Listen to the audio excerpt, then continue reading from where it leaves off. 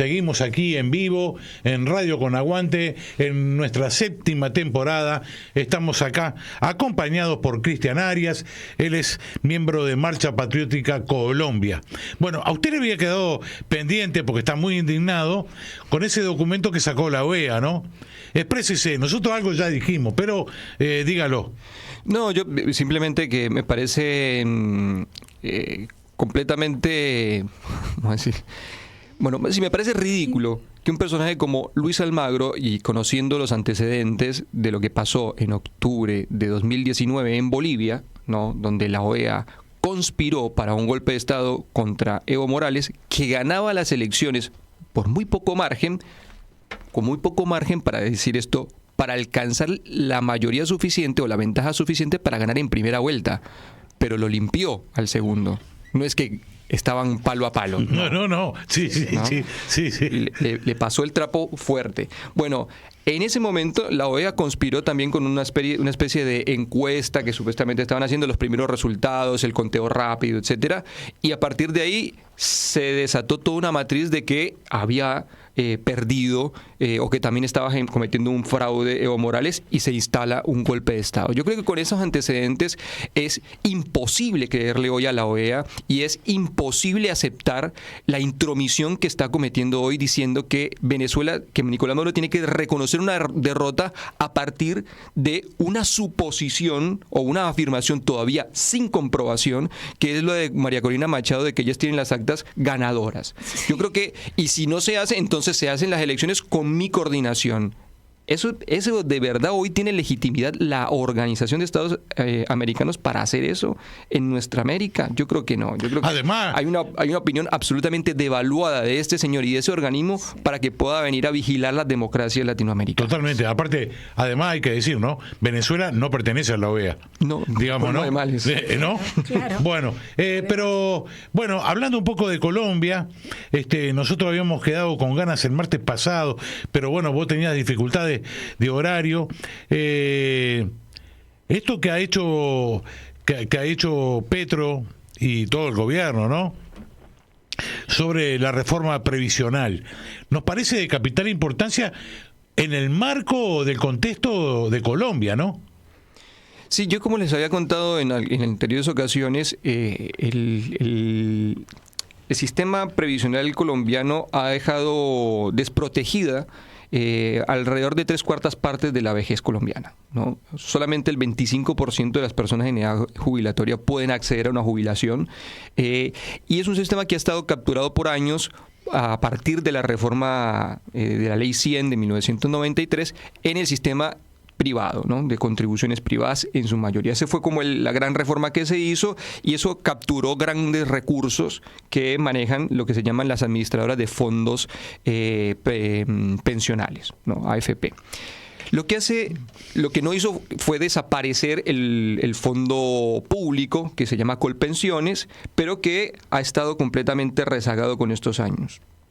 Lo que trató de hacer la reforma previsional fue modificar esa estructura, ¿no? ¿Por qué? Porque las personas que no tenían esa edad jubilatoria, lo que estaba haciendo el gobierno era que les estaba dando un bono, ¿no? Se implementó en gobiernos anteriores algo que se llamó Colombia Mayor, que era una especie de subsidio muy pequeño que se le daba a un grupo minoritario de los adultos mayores. Lo que hace este nuevo sistema, esta reforma, es crear 3 pilares, ¿no? Un pilar solidario, que es precisamente para aquellas personas que no pudieron cotizar durante toda su vida, ¿sí?, y que hoy, en el caso de los hombres que tienen más de 65 años y las mujeres más de 60, van a poder acceder a una pensión que va a estar sobre el registro del mínimo vital de pobreza extrema. Alrededor de, hoy parte de $60, pero se va a ir actualizando, y eso va a abarcar a la población que se encuentra en este rango etario.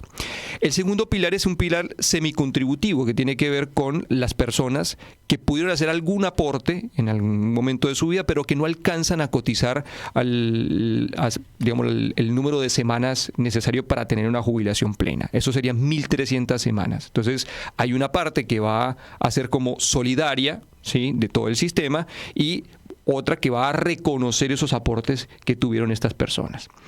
Y el tercer pilar, que va a ser como el sustento fundamental de toda la reforma y de todo el sistema previsional, es el pilar contributivo, ¿no? Que en su mayoría, ¿cuál es el gran cambio? Todas las personas que ganen 2,3 hasta 2,3 salarios mínimos van a ir directamente a aportar al sistema público, es decir, a Colpensiones. A partir de los 2,3 salarios mínimos van a poder optar por alguna AFP. Es decir, no hay estatización de las AFP. No, esa es como la noticia que en la correlación de fuerzas le queda a favor, digamos, de los privados o de los defensores de ese sistema. Claro. ¿Sí? Pero hay un piso obligatorio para poder cubrir el sistema previsional público, que es además de donde salen los grandes fondos de solidaridad, ¿no? Exactamente. Entonces, esa reforma o ese bloque es el que permite que se pueda jubilar las personas que o no hicieron aportes o los aportes no les alcanzan. Entonces, ese es el núcleo central que, digamos, favorece o que busca incluso ir ampliando, ¿no? Porque la política que se viene además es la reforma laboral, que busca formalizar más empleo para que haya mayores contribuyentes dentro del sistema. Entonces, con mayores contribuyentes dentro del sistema también tendríamos la garantía de sostenibilidad, de mayores ingresos para quienes en este caso no pudieron hacer sus aportes. ¿En esto también está la propuesta de las 40 horas semanales de trabajo? Exactamente. Ahí está. Exactamente. Entonces yo creo que ahí lo que hay es un cambio de paradigma, ¿no? De creer que cada cual se tiene que salvar solo, ¿no? Si usted no aportó, eso es un problema suyo. No, acá se está reconociendo de que han habido condiciones del sistema económico que liberalizaron condiciones para que los trabajadores individualizados tuvieran que hacer sus aportes, y hoy lo que se está haciendo es volver hacia un sistema en que los pilares busquen integrar a toda la masa laboral para que haya un fondo común para que en modo solidario permita que las personas puedan percibir sus jubilaciones. Y digámoslo como argumento, me parece todavía válido, a favor de quienes estaban en defensa, digamos, de los sistemas privados, ni se estatizan ni desaparecen. Quedan opcionales, y quienes tienen mayor poder adquisitivo tienen además una cuarta categoría, ¿no? Que sería el ahorro individual voluntario, ¿no? Entonces yo puedo tener mis aportes regulares, incluso de todo mi salario en Colpensiones, y hacer un aporte extra en una AFP o en un sistema de ahorro previsional convencional. Claro. Acá hay una cosa, ¿no? Mirá cómo nos tocamos, porque este problema que vos estás planteando en Uruguay lo padecemos en toda América Latina y el Caribe, ¿no? Hablando con el compañero de Honduras, Ezequiel Sánchez, no existe. No existe. La gente se muere y es bancada por su familia. Porque no tiene... Bueno, eso le pasó a mi padre, para no ir muy lejos. Bueno, ahí está. Digo, en Uruguay hay una fuerte pelea con la reforma previsional. Ahí también hay que reconocer, ¿no? Hay una derrota porque fuimos a un plebiscito por la ley de urgente consideración, donde se metió una reforma previsional, pero también donde existen las jubilaciones privadas. Y esas no se suspendieron tampoco en Uruguay. Tampoco. Y en Chile tampoco, sí. Digamos, ¿no? Tienen un problema enorme los chilenos, ¿no? Porque no le alcanza ni para 10 días de subsistencia para aquellos que están jubilados. Digo, un tema gravísimo, el tema previsional. Y hay que decir que en la Argentina a Vudú le costó la cárcel el haber eliminado las AFJP. Claro. Bueno, cierto. Pero fíjense que yo creo que... A ver, yo estoy más de acuerdo con el sistema, vamos a decir, estoy más de acuerdo con Vudú. Sí. Afirmación polémica. Porque ciertamente en el sistema que se ha llamado muchas veces de capitalización privada, precisamente lo que se busca es eso, que los sectores privados que dicen son los que ponen el riesgo de administrar esos recursos, terminan utilizándolos de forma capitalista, es decir, para Claro. buscar rendimientos particulares y privados, y muchas veces esos rendimientos pasan por circuitos completamente opacos, donde una parte termina yendo hacia fondos de inversión en el exterior, en offshores, etcétera, y no termina integrándose en el reparto que tendría que ir en el sistema previsional para todos sus contribuyentes. Entonces yo creo que haya un fondo público permitiría o buscaría o apuntaría a que haya mayor transparencia de eso, y creo que la tarea que nos queda en el futuro es, uno, instaurar sistemas mucho más rigurosos de auditoría y de control de los rendimientos de los fondos, porque en el fondo de pensiones público también va a haber un sistema de control, un comité de expertos que va a estar vigilante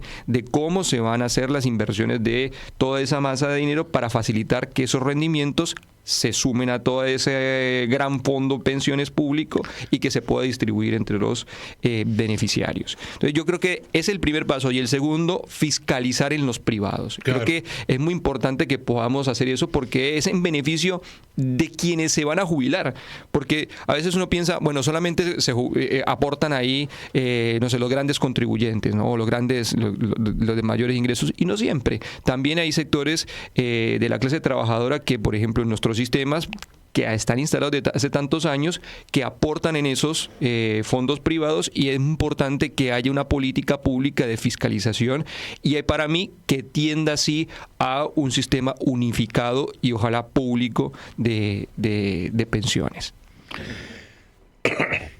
Te quería preguntar algo que a todos nos importa. ¿En qué grado están las conversaciones del gobierno con los campesinos por el tema de la reforma agraria? Es un tema muy áspero porque tiene, La embarré entonces. como diría Lenin, un paso adelante, dos pasos atrás. Es decir, el Plan Nacional de Desarrollo habilitó a que el gobierno pudiese acelerar el proceso de implementación de la reforma rural integral, o lo que más o menos tratamos de decir reforma agraria, porque estaba a partir del Acuerdo de Paz de 2016, pero la Corte Constitucional lo tumbó, ¿no? Como que dice, le dio revés a ese punto. Y hoy los mecanismos de adquisición rápida de los predios para poder hacer la restitución de tierras se hacen cada vez más difíciles, ¿no? Las mejores tierras, para que tengamos siempre claro, han sido o apropiadas o adquiridas por diversos medios, a veces legales, a veces con entuertos, es decir, una especie de defraudación administrativa. En Colombia lo hemos llamado el despojo administrativo.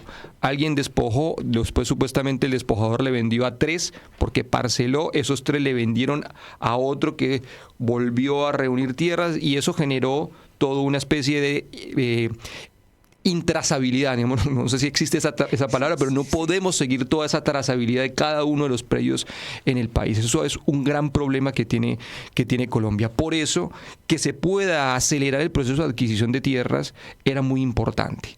Entonces, ahí hay conversaciones, sí hay unas mesas, y hay una agencia nacional de tierras que tiene una participación también de los movimientos agrarios en esa misma entidad, y eso ha permitido que se hayan ido acelerando algunos procedimientos. Se han ido avanzando, por ejemplo, en constitución de zonas de reserva campesina, se han ido avanzando en restitución en algunas zonas, pero insisto, creo que para alcanzar esa meta de las 7 millones de hectáreas todavía estamos bastante lejos. No sé si usted quería decir algo. No, simplemente... A mí lo único que me queda es el tema de la educación, porque sé que está medio complicado ahí. Petro le llamó la atención al ministro de Educación, ¿no? Habían habido unos cambios en Hubieron unos chispazos ahí, ¿no? Sí, en realidad han habido cambios y chispazos en varias áreas del gobierno. Por ejemplo, en Agricultura hubo un cambio en la ministra de Agricultura, precisamente uno por este tema de la ejecución del presupuestal y de los programas del gobierno, y dos, porque también ha habido disputas internas en el bloque, y en esta perspectiva de ampliar o buscar un acuerdo nacional. Después, bueno, con la parte de educación, lo que ha habido o lo que hay ahora es una agenda de discusión. Se ha implementado algo muy importante que es el acceso a la educación pública, ¿no? Gratuita. Para la mayoría de los sectores populares, y lo que se busca ahora es una reforma del Estatuto de Educación. Eso fue presentado con algunas claves flojas, ¿no? Que estaba aprovechando precisamente la derecha, y a partir de ahí fue que se retiró esa reforma del Estatuto, que fue bastante resistida, sobre todo por los gremios de la educación, que serían como de los gremios más fuertes en el país, donde, como también he afirmado varias veces, hay una baja sindicalización en general. Encontramos sobre todo eso, en el muy sector claro. el sector del magisterio, que conocemos sobre todo por la Federación de Educadores, que es FECODE.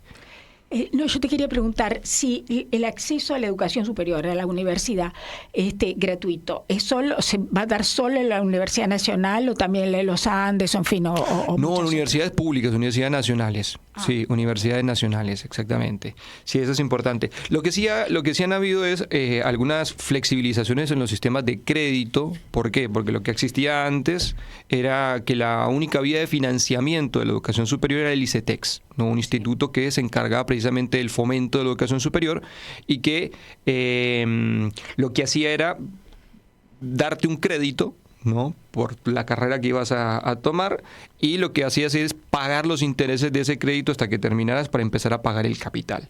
Lo que ocurría eso, como muy parecido en Chile, terminabas pagando 3, 4, hasta 5 veces la carrera universitaria, y entonces eso te generaba una especie de deuda vitalicia con el Estado. Este gobierno lo que hizo fue condonar gran parte de esos saldos que habían en un número importante de estudiantes. Entonces, aliviar la carga de esas deudas para el estudiantado ha sido una de las políticas más importantes que ha habido en el Estado, y que beneficia en gran parte también a quienes, siendo de los sectores, por ejemplo, hijos e hijas de clase trabajadora, han accedido a la educación privada, ¿no? Pública, superior privada.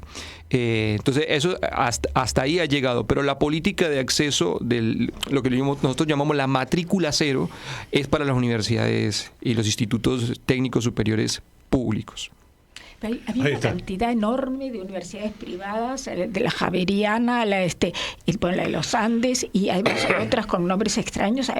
Yo recuerdo que aquí di clases en la Universidad de Palermo, y venían alumnos de universidades indescriptibles, además por el nivel también, colombianas, muchísimas.